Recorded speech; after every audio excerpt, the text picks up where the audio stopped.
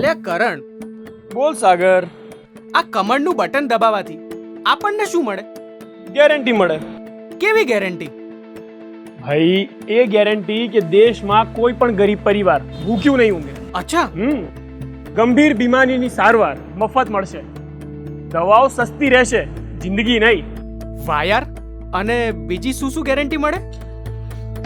ભાઈ કાશ્મીર હોય કે કન્યાકુમારી, હા. ગુજરાત હોય કે અરુણાચલ પ્રદેશ, સૌ માટે કાયદાઓ સમાન રહેશે. અને દેશની લોકસભા અને વિધાનસભાઓમાં આપણી મહિલાઓ પુરુષો સાથે ખભેથી ખભો મિલાવીને ઊભી રહેશે. ક્યાં વાત હે યાર. ભાઈ આ તો કઈ જ નથી, ડ્રોન્સ જેવી એડવાન્સ ટેકનોલોજીથી આવશે એગ્રીકલ્ચર સેક્ટરમાં રિવોલ્યુશન. અને ભાઈ મેં તો એ પણ સાંભળ્યું છે કે ખેડૂતોને જરૂરી માહિતી મળે ને એના માટે સ્પેશિયલ સેટેલાઇટ પણ લોન્ચ કરવાના છે. ખાસ તો અને આપણા જેવા યંગસ્ટરને શું મળશે? શું મળશે? ભાઈ સ્કિલ સાથે સક્ષમ થવાની તક અને એમ્પ્લોયમેન્ટ ઓપોર્ચ્યુનિટીઝ પણ. ક્યાં વાત હે યાર. ભાઈ આ વખતના સંકલ્પ પત્રમાં દરેક સેક્ટરના વિકાસ માટે કેટલા સંકલ્પો લેવાયા છે.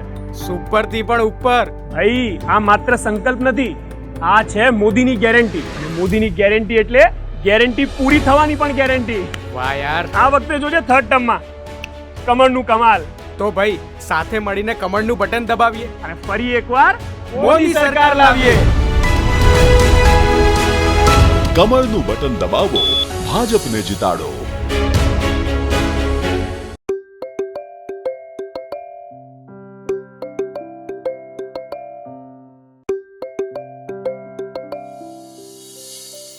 જય શ્રી કૃષ્ણ.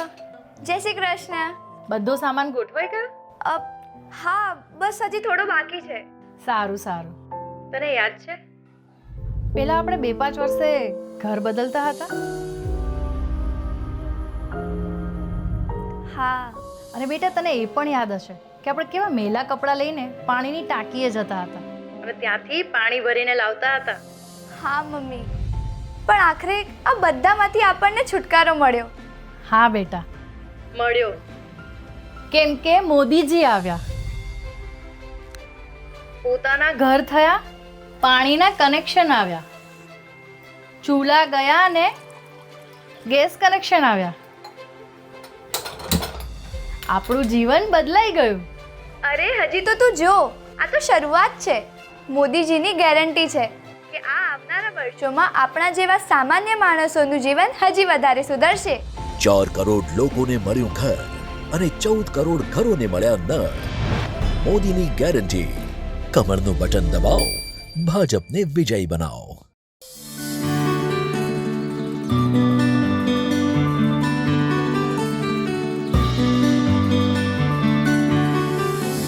બેટા તારું સ્ટાર્ટઅપ? ગેરંટી આપું છું, થઈ જશે. બેટા લોન માટે વાત તો થઈ ગઈ છે ને? હા પપ્પા, ગેરંટી છે, મળી જશે લોન. પણ બેટા આપણી પાસે ગેરંટીમાં આપવા માટે કશું જ નથી. છે ને, વિશ્વાસ. વિશ્વાસ? હા વિશ્વાસ. આપણા જેવા સામાન્ય લોકોને પોતાનું ઘર મળ્યું, એ ગેરંટીનો વિશ્વાસ. મમ્મીને નળથી જળ મળ્યું, એ ગેરંટીનો વિશ્વાસ. મમ્મીના રસોડાને ધુમાડાથી મુક્તિ મળી, એ ગેરંટીનો વિશ્વાસ. આપણને વીમા કવચ મળ્યું, એ ગેરંટીનો વિશ્વાસ. મોટી બીમારીઓને લગતી સારવાર મફત મળી, એ ગેરંટીનો વિશ્વાસ. મને સારું ભણતર મળ્યું, એ ગેરંટીનો વિશ્વાસ. મારા જેવા કેટલા યુવાનોને આવડત મુજબ સારો રોજગાર મળ્યો, એ ગેરંટીનો વિશ્વાસ. ભારતને વિકસિત ભારત બનાવવાની ગેરંટીનો વિશ્વાસ. ગેરંટીનો વિશ્વાસ. રેતની રેખા નહીં, પથ્થરની લકીર છે. આ મોદીની ગેરંટી છે. કમળનું બટન દબાવો, ભાજપને વિજયી બનાવો. મારા પપ્પા હંમેશા કહે કે વીજળીની સ્પીડે દોડતી આ દુનિયા કોઈના માટે ઊભી નથી રહી. આપણે એની રફતાર પકડવાની છે, એણે આપણી નહીં. શહેરી જીવનની સ્પીડ પકડવા મહેનત મજૂરી કરતા એમના જેવા કેટલાય લોકો રોજે સિટી બસોમાં ઠસોઠસ ભરાઈને મુસાફરી કરતા. પણ જો સ્પીડ જ બધું છે તો ઈઝ અને કન્વીનિયન્સનું શું?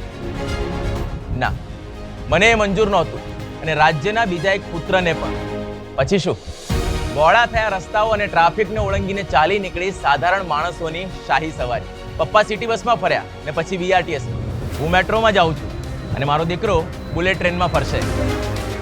માત્ર 2 જ દાયકામાં અર્બન ટ્રાન્સપોર્ટેશને જોયું જનરેશન્સને આવરી લેતું ટ્રાન્સફોર્મેશન. એટલે જ તો ફરી એકવાર મોદી સરકાર. સુરત સહિત સમગ્ર રાજ્યમાં લોકસભાના ત્રીજા તબક્કાની ચૂંટણી 7મી મેના રોજ યોજાનાર છે. તે અગાઉ સુરતમાં આજે મહાનગરપાલિકા સંચાલિત બીઆરટીએસ બસના કર્મચારીઓ હડતાળ પર ઉતર્યા હતા. પગાર સહિતની પડતર માંગણીઓને લઈને કર્મચારીઓ હડતાળ પર ઉતર્યા હતા. કર્મચારીઓની હડતાળને લઈને મુસાફરોને હેરાનગતિનો સામનો કરવો પડી રહ્યો છે. સુરત મહાનગરપાલિકા સંચાલિત બીઆરટીએસના કર્મચારીઓ પાલનપુર બસ ટર્મિનલ ખાતે હડતાળ પર ઉતર્યા છે. પગાર મુદ્દે કર્મચારીઓ દ્વારા હડતાળ કરવામાં આવી છે. 22,500 પગાર નક્કી કરાયો છે, જેની સામે 15,600 આપતો હોવાનો આક્ષેપ કરવામાં આવ્યો છે. સાથે જ કર્મચારીઓએ કહ્યું કે લાયસન્સ વગર ડ્રાઈવરો દ્વારા બસ કાઢવામાં આવી રહી છે, જે લોકો માટે જોખમી સાબિત થઈ શકે છે. હડતાળ પર ઉતરેલા કર્મચારીઓએ કહ્યું કે અમારું શોષણ કરવામાં આવી રહ્યું છે. એજન્સી દ્વારા નક્કી કરવામાં આવેલા રૂપિયામાંથી કટકી કરવામાં આવી રહી છે. આ સાથે ડબલ શિફ્ટ કરાવવામાં આવે તો તેના પણ પૂરતા પૈસા આપવામાં આવી રહ્યા નથી. અગાઉ પણ અમે રજૂઆત કરી હતી, છતાં કોઈ નિરાકરણ ન આવતા આ રીતે હડતાળ કરવાનો વારો આવ્યો છે. સર, મારું નામ દર્શન પટેલ છે. હું ડિંડોલી રહું છું. બરાબર સર, અમે 1.5 મહિનાથી હું અહીંયા નોકરી કરું છું. બરાબર, અમને 22,500 મીન્સ કે 26 દિવસના એટલે અમારે 865 રૂપિયા લેખે હાજરી થાય છે. બરાબર છે, એ અમને અત્યારે આપવામાં નથી આવી. હજુ પગાર અમારો અધૂરો છે, એ નતો પૂરો કર્યો. પ્લસ અમારી માંગણી એ જ છે કે અમને 865 રૂપિયા હાજરી આપે. એ લોકોએ અમને એમ કીધું છે કે અમે 600 રૂપિયા ભરી દેશું. અમે એ સંતોષકારક નથી. પ્લસ આમાં ઘણા પરિવાર ગરીબ મધ્યમ વર્ગના છે. બરાબર, એમનું પણ એ જ કહેવું છે કે અમને પૂરતો પગાર જે વાત થઈ હતી એ આપો તમે. પાછળ અમે એમને 2-3 વાર લેખિતમાં પણ આપેલું છે. અગાઉ મહિનામાં 2-3 વાર અમે એમને લેખિતમાં આપેલું છે લેટરમાં. એ લોકોએ હોતે અમને લેટર આપ્યો છે કે ભાઈ અમે તમને આ કરી દઈશું, પણ હજુ એનું કાંઈ નિવાકરણ આવ્યું નથી. શ્રી ભાર્ગવ સર, વિક્રાંત સર, પછી સ્વપ્નિલ સર, મતલબ ડેપોના ટોટલ અધિકારી સાથે અમારે વાત થઈ ગયેલી છે. અત્યારે હડતાલમાં અમે મિનિમમ 140થી 150 લોકો છીએ. માંગણી સ્વીકારવામાં નહીં આવે તો અમે આ જ રીતે હડતાલ ચાલુ રાખશું શાંતિપૂર્વક. ગાંધીજીના માર્ગે અમે ચાલવાના છીએ. અમે કોઈ તોડફોડ કરવાના નથી. અમારી સરકારને એક જ નિવેદન છે કે અમને જે કીધેલું એ અમારી માંગણી પૂરી કરે અને અમારું જે છે એ અમને પૂરું કરે. ને જે ડ્રાઈવર છે અત્યારે જે ગાડીઓ 2-3 નીકળી છે એ ડ્રાઈવરો બહારથી લાવેલા છે. એમનું આધાર કાર્ડ કાંઈ લિંક નથી. એમની પાસે અમુક પાસે લાઇસન્સ પણ નથી. બરાબર, એ લોકોએ ગાડી જબરદસ્તી એ લોકો પાસે કઢાવી છે. ને અત્યારે હાલમાં પણ અમારા જે ગ્રુપના ડ્રાઈવરો છે એમની પાસે અત્યારે એ લોકો દબાણ કરે છે, ધમકી આપે છે, દબાણ કરે છે. અત્યારે અમને એમ કીધું કે તમે બધા ડેપોને બહાર વ્યા જાઓ, એટલે એના કારણે અમે બહાર આવી ગયેલા છીએ અત્યારે.